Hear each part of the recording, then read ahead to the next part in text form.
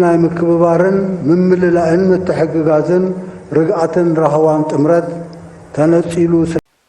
ጤና ይስጥልን ክቡራን ተመልካቾቻችን፣ ከትንሿ ብዕር የዕለቱን ዜና ይዘን ቀርበናል። በቅድሚያ አበይት ነጥቦችን እንሆ።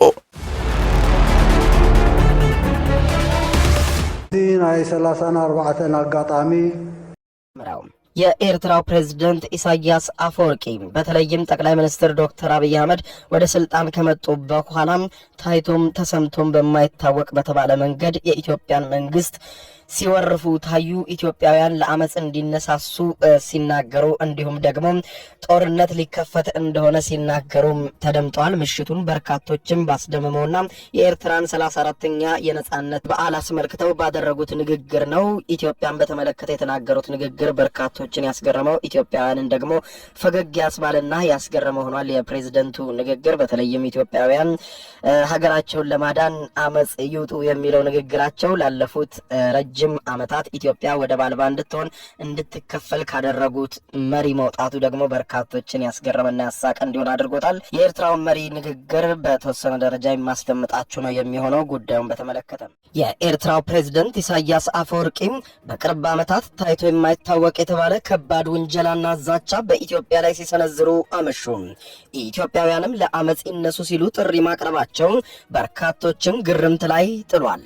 የኤርትራን 34ኛ ዓመት የነጻነት በዓል በማስመልከት ትናንትና መሻሹን ንግግር ያደረጉት የኤርትራው ፕሬዝዳንት ኢሳያስ አፈወርቂ ምናልባትም ሀገራቸው ኤርትራ ከኢትዮጵያ ጋር እርቅ ከፈጸመችበት ከዛሬ 7 ዓመት ወዲህ ጠንከር ያለ ንግግር በኢትዮጵያ ላይ ሲናገሩ ታይቶም ተሰምቶም አይታወቅም ነበር። ላለፉት 34 ዓመታት ኤርትራን የመሩት አዛውንቱ መሪ ፕሬዝዳንት ኢሳያስ አፈወርቂ በንግግራቸው እንዳሉት የኢትዮጵያ መንግስት የሌሎች ሀገራትን አጀንዳ ይዞ በቀጠናው ላይ ግጭት ሊቀሰቅስብን ነው በማለት የኢትዮጵያ መንግስትን የከሰሱ ሲሆን ኢሳያስ አፈወርቂ በንግግራቸው የኢትዮጵያ መንግስት በውጭ ኃይሎች ይደገፋል ይበሉ እንጂ የውጭ ኃይሎቹም ማንነት ግን መዘርዘር አልፈለጉም ወይም ከመዘርዘር ተቆጥበዋል።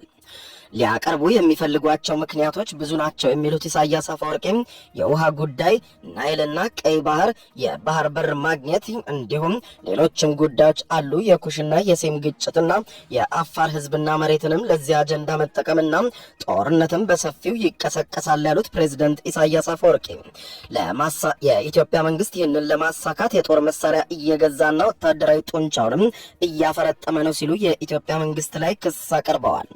ከዚህ ቀደም እስረኞችን ጭምር በመፍታትና ወደ ሳዋ እንዲቀላቀሉ በማድረግ በይፋ የክተት አዋጅ ያወጁት ፕሬዝዳንት ኢሳያስ አፈወርቂ የጦርነት ስጋት አለብኝ በማለት ለመጀመሪያ ጊዜ ተናግረዋል።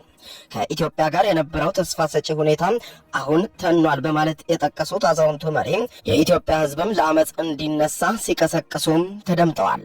አሳፋሪ በተባለውና በበርካታ ኢትዮጵያውያን በተተቸው በዚህ ንግግራቸው ላይ ቀድሞውኑ የገነጠሏትና በተለይም ላለፉት 34 ዓመታት ወደብ አልባ አድርጋ እንድትቆይ ያደረጓት የኤርትራው ፕሬዝዳንት ኢሳያስ አፈወርቂ ለኢትዮጵያ አሳቢ መስለው መታየትን በትናንትናው ዕለት መርጠዋል።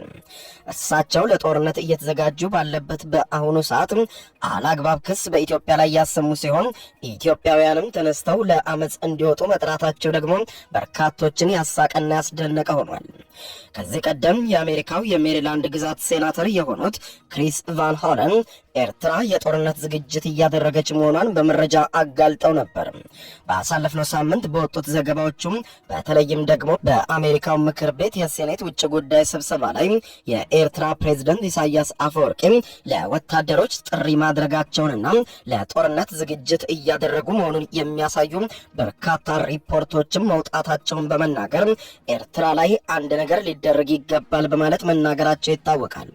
ለዚህ ምላሽ የሰጡት የቀድሞው የአሜሪካ ውጭ ጉዳይ ቢሮ ኃላፊ የነበሩት ጆሹዋ ሜስቬይ በበኩላቸው ኤርትራ አሁንም ትግራይ ውስጥ መሬት ተቆጣጥራ እንደምትገኝና በኢትዮጵያውያን ላይ ስጋት መደቀኗን በመግለጽ የጦርነት ዝግጅት ማድረጓም እሙን መሆኑንና የተረጋገጡ መረጃዎችን መውጣታቸውን በመጥቀስ የኤርትራ ኃይሎች የኢትዮጵያ መሬት ለቀው ሊወጡበት የሚችል አሰራር በፍጥነት ሊኖር እንደሚገባም ተናግረው ነበር።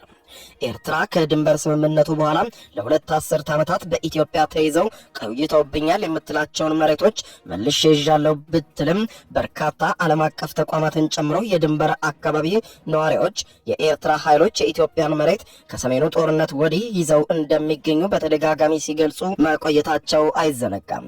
ይህ የፕሬዝደንት ኢሳያስ አፈወርቂ በኢትዮጵያ ላይ የሰነዘሩትን ትችትና ቁጣ እንዲሁም ዛቻና ኢትዮጵያውያንን ለአመፅ መቀስቀስን ጨምሮ በኢትዮጵያ ላይ ባነጣጠረው በዚህ ዘለግ ባለው ንግግራቸው ጉዳይ የኢትዮጵያ ፌዴራል መንግስት እስካሁን የሰጠው ይፋዊ ምላሽ ክቡራን ተመልካቾች ለሰዓቱ ያዝናቸው መረጃዎች በዚያው አበቁ። በሌሎች መረጃዎች ዳግም እስከምንመለስ በያለንበት ቸር ያሰማን። ሰላም ለሀገራችን፣ ሰላም ለዓለማችን። ኢትዮጵያችን ለዘላለም ትኑር።